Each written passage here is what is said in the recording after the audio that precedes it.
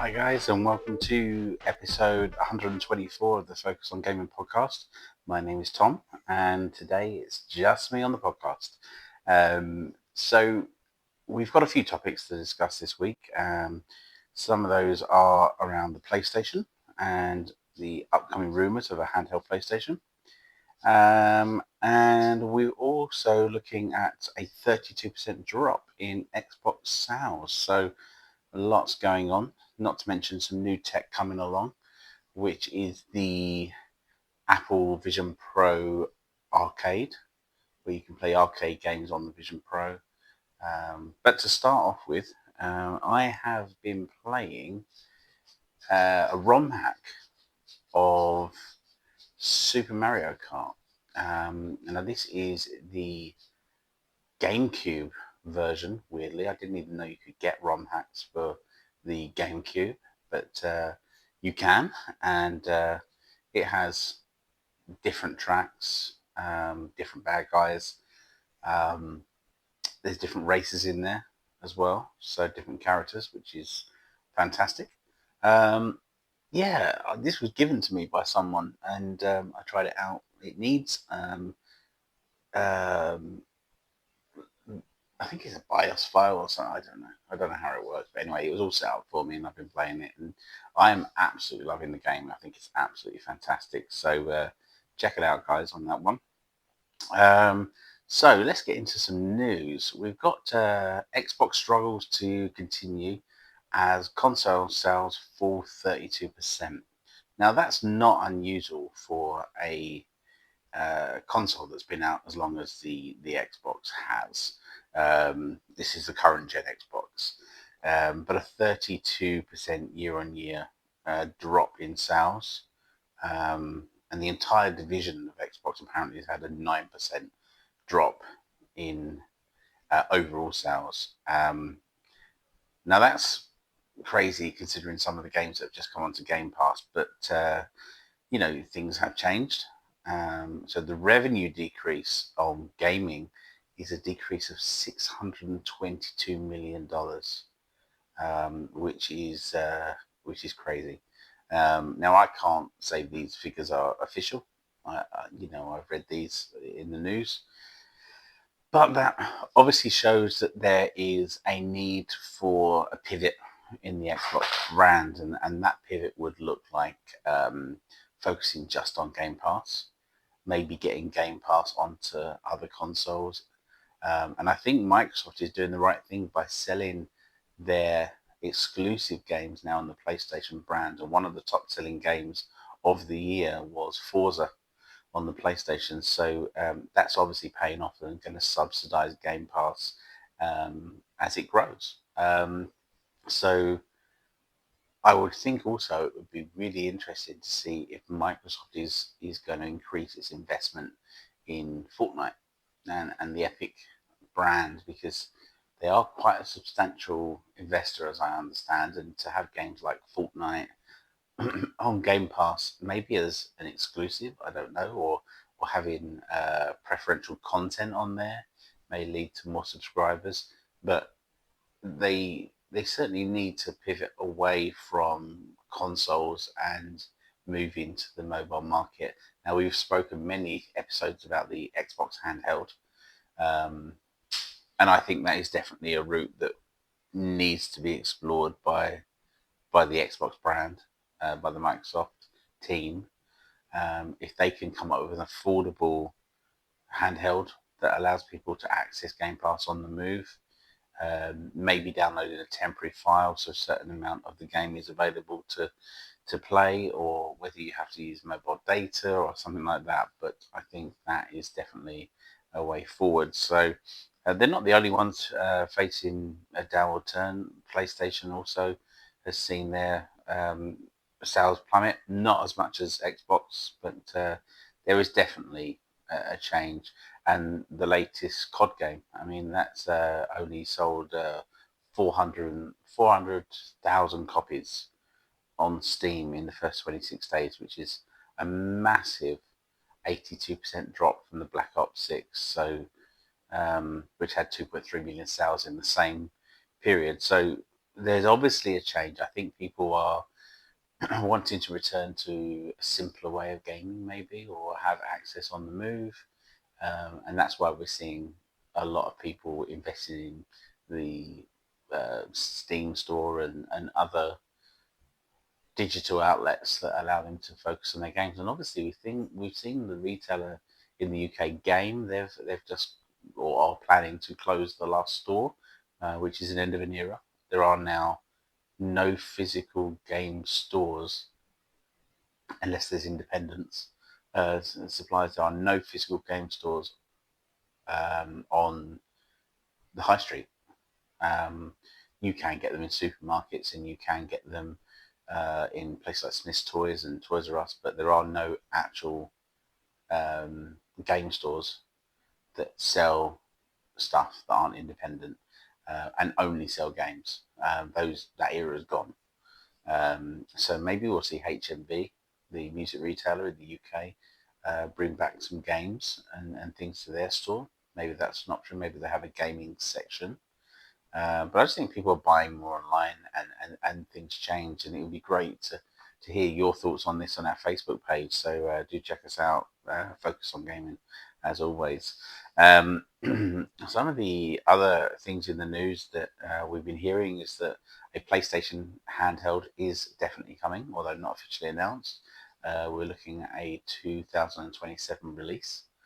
And by the looks of it, it's on par, if the specs are to be believed, it's going to be on par with the ROG Ally X, which is the Xbox branded version. So some really high up their specs, but they're going to be using a new chipset or CPU that's not been announced yet. But they are going to have first dibs on this particular chipset. So it's going to be really interesting where they go with it. Will they go back to the days of like the PlayStation Vita and that kind of design, or are they going to look at something else, a dockable unit that may evolve into the PlayStation 6? Who knows? But there is definitely a change in the market that's coming. I do think we're coming to the end of the powerhouse consoles, such as the PlayStation 5. I think that's going to be the last powerhouse. We know that the new Xbox that's coming is going to be a PC in a box. It's not going to be like the previous Xbox incarnations. And we know they're exploring handhelds as well. So it's interesting times. And obviously, we've had the cuts from Meta with their VR team. They're now focusing more on AI and AR. They've actually said today that they are going to be releasing a Quest 4, a Meta Quest 4 headset, a VR headset. So this is a temporary move. So they're reallocating the investment. But we are going to get a Meta Quest 4 headset. And if rumours are to believe, we're going to get a tethered headset, which is a light glasses style headset, like XR glasses with a display for media only. Which we've spoken about on the podcast before, rumours of that.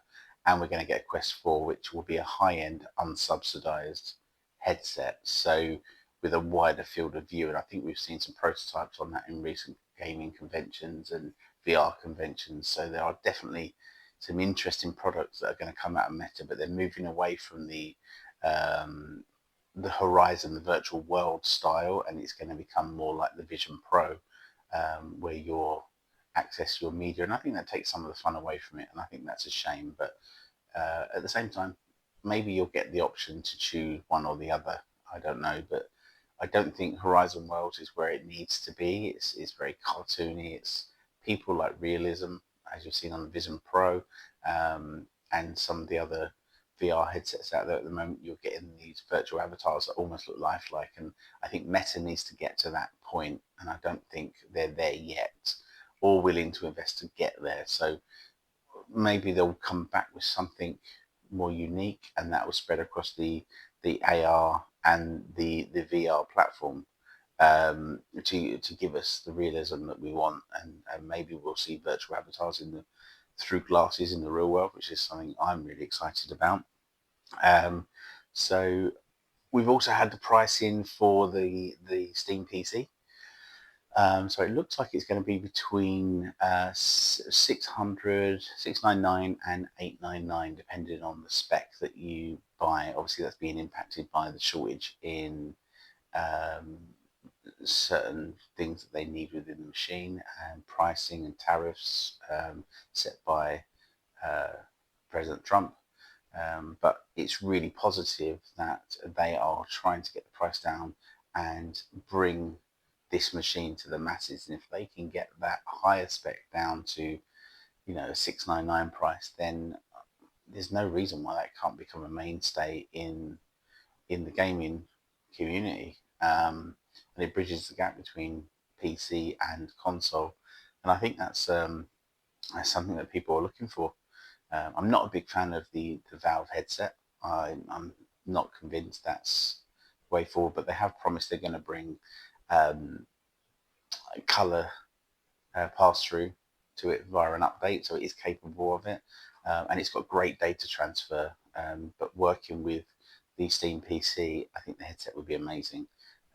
But I do think, with regards to having your own PC, you need a high-end PC to make it worthwhile, and obviously it's of a higher price than the current gen headsets, but it does match the spec of the Quest 3. But again, it's upgradable, it's expandable.